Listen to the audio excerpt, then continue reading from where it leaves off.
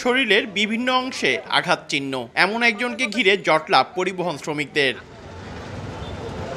চট্টগ্রাম কক্সবাজার বান্দরবান রুটে পরিবহন ব্যবস্থাপনার দ্বন্দ্ব ও চাঁদাবাজির প্রতিবাদ করায় গত শনিবার চন্দনাইশ এলাকায় আলী আজগর নামের ওই ব্যক্তিকে মারধর করে দুর্বৃত্তরা।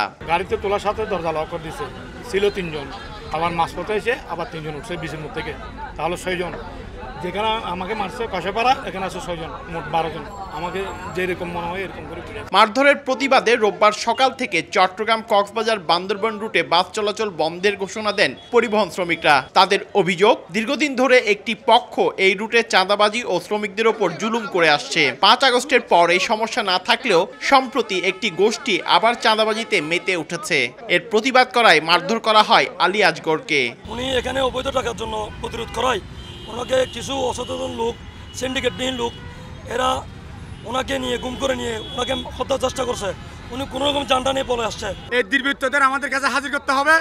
ভবিষ্যতে যেন কোনো শ্রমিকের উপর কোনো আক্রমণ, কোনো এইভাবে হুমকি দুমকি বর্তমানে দায়িত্বে আছে, তাদেরকে আমরা অপসারণ চাই। যতক্ষণ পর্যন্ত আমাদের সাথে এসে কম্প্রোমাইজিং করবে না এবং মুচলেখা দিবে না যে ওরা ভবিষ্যতে এই ধরনের কর্মকাণ্ড পরিহার করবে, এই ধরনের কোনো কর্মকাণ্ড করবে না, ততক্ষণ পর্যন্ত আমরা আপাতত গাড়ি বন্ধ রাখবো।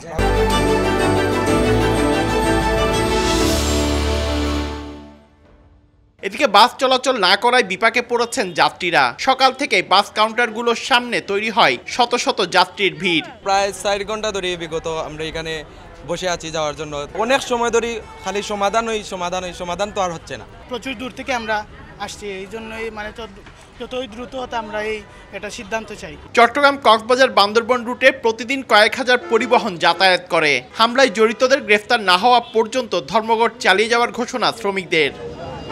পার্থপ্রতিম বিশ্বাস, সময় সংবাদ, চট্টগ্রাম।